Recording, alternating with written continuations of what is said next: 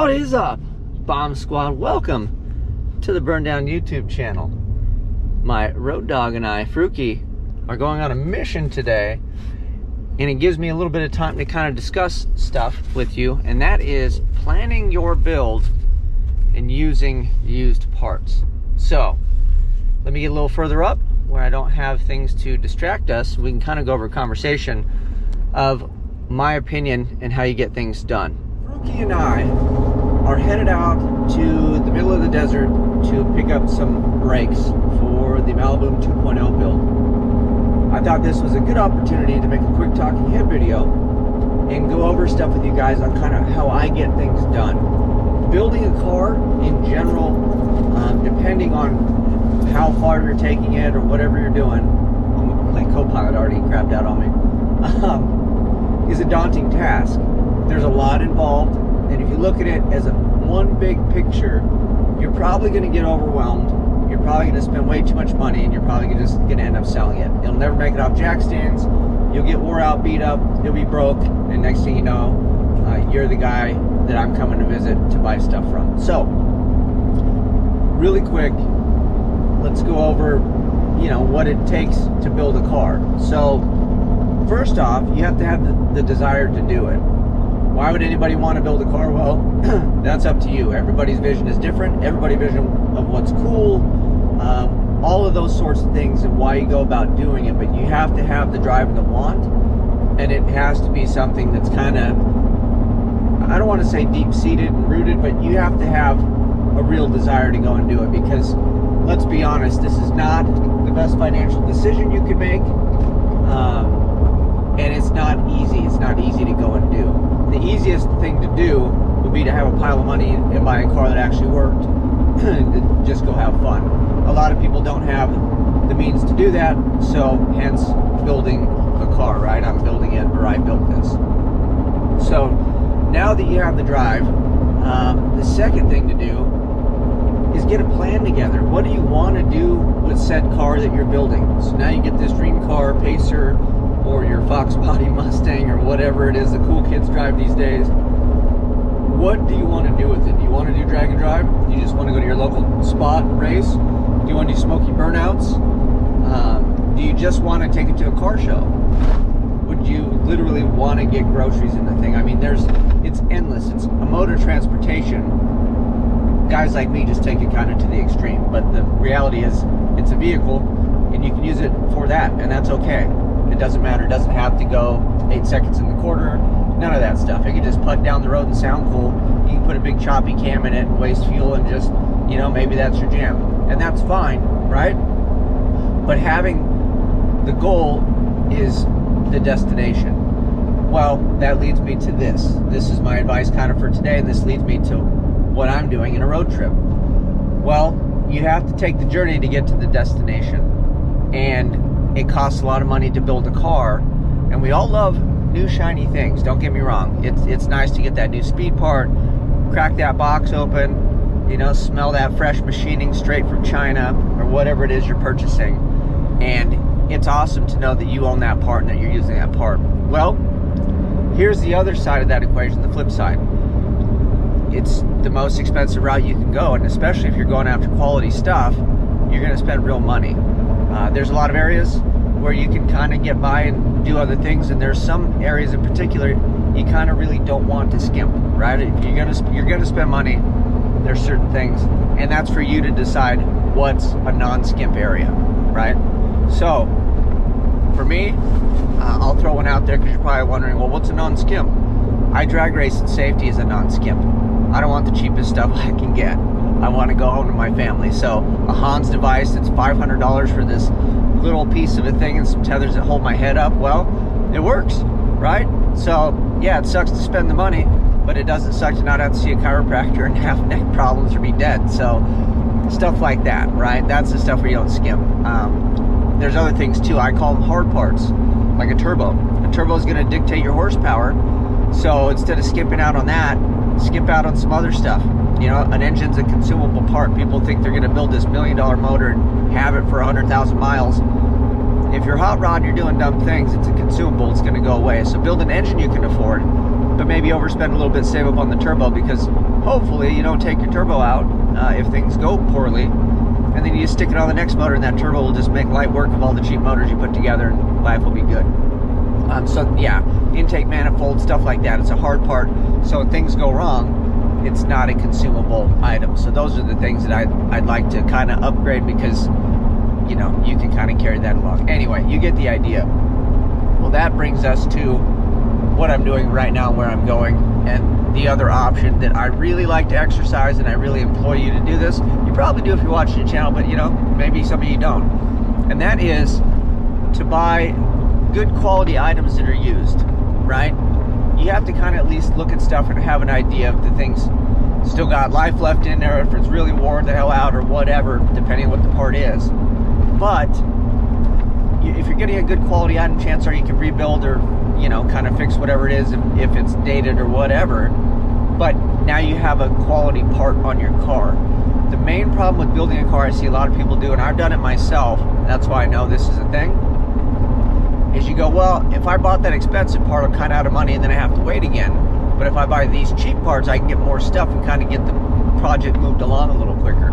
Well, the reality is, if you don't have money to buy the good part, you're going to buy the cheap part, and chances are you're going to replace the cheap part with the good part. So now you just spent more money than you wanted to, because you bought the cheap part and the good part. And trust me, that's usually how it works out. And again, there are some things you can get away with. You can buy the cheaper stuff and it's fine, it works just fine, right? What comes to mind is like the PQY regulator my boy Apple always runs on stuff. Yeah, you got to take it apart, service it, and do the thing, but it's basically the machine part with a spring and a spherical bearing, and the spring just loads it up, so when the fuel returns, it regulates it. I mean, for the most part, that's kind of how it works.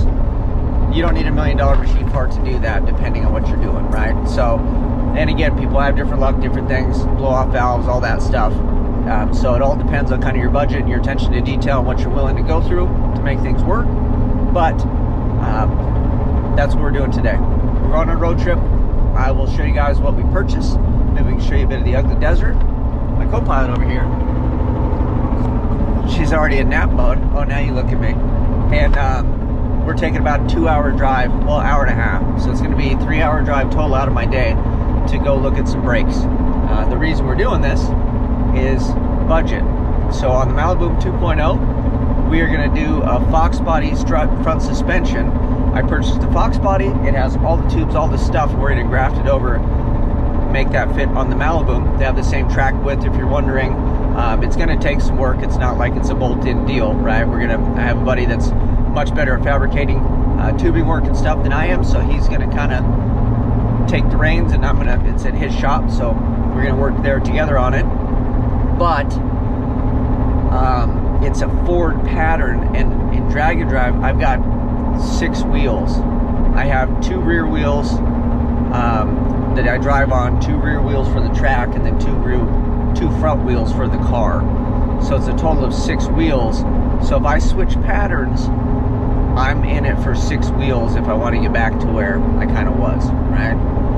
So, oh, look at here. Look at that thing. Big old black box. So, by getting this set of brakes that I'm going to go look at, they have a dual pattern. So they will bolt on to the spindle of the Fox body strut, and then it'll give me the Chevy pattern. And then on the rear end, I technically have Chevy pattern right now, but I think we're going to swap that rear end out because my rear wheel got broken when it contacted the wall, and it kind of shifted the rear end over. So now that I know that made contact with the wall, I don't feel warm and fuzzy about doing 150 miles an hour on it. So we're going to swap that out for a new one, new axles and stuff. But making my decision now for the Chevy pattern alleviates me needing wheels, and I only need to get the 2 that I broke when I hit the wall versus 6 new ones, and then unload the ones that I have cheap, and it's just a big cluster F. So I'm going to buy brakes. They're $450 is what the guys I'm going to get them for. He was asking a little more, but we settled on that before I drove out here. And that'll negate, that's about half the cost of what they are new. But then that also negates the cost of having to buy wheels, because I do have Fox body Mustang brakes on the car, but I would have to buy the wheels. So it kind of works out in the wash, and we're still saving money, but we're upgrading the brakes. Upgrading in hindsight. So that's what we're doing. That's my tip. We'll show you the brakes when we get there. I hope you found it useful. Leave comments and questions on your build, and if you're confused, or you just have to see it through, and then you have to set a budget and a goal and just stick to it. It's easy to squirrel and try to buy the latest and greatest thing, but I've got buddies that have cars on jack stands and they change parts and they've never used the parts that they had on the car. So I don't know, that doesn't sound like fun to me. So let's wrap this adventure up, show you guys the brakes we end up purchasing them, and then like I said, ask questions, let me know, and we can continue this thread. Maybe I'll throw this in the bomb squad too. Maybe we can throw it to you guys over there, let them kind of chew on how they get through their projects and budget and goals and all that stuff. So, but let's go check these things out. So the co-pilot and I made it, and we ended up at a speed shop. I thought it was just going to be some dude's house. So we are in the AV High Performance Branded Racing Enterprises, and it's cool. It's like an old school style speed shop, and they have a whole thing of like used parts too. So they have all the new stuff, and then they have some used stuff is where I got those. So I'm stoked on that. We'll go over that later. She needs a little AC because I had to run in real quick, and then we got like a couple hour drive to go home. So when we get home, we'll unbox and show you what we got. We'll get this thing wrapped, but thank you guys for following along. Let's get back home. We're back. It's a little later in the day. Waited for it to cool off a bit, but let me show you the treasure we got.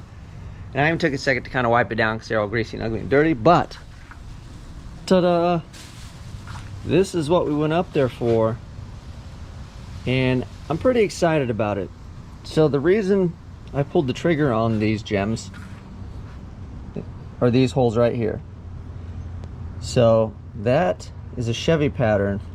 Obviously this is in a Ford pattern because it was on a Ford, because these bolt to a Fox Body Mustang strut, and I just so happen to have a car that's going to get a Fox Body Mustang strut. But this is going to help me save money on wheels. We're splitting hairs, kind of middle of the road. I'll save a little bit of money by doing this. So this is wheel wood.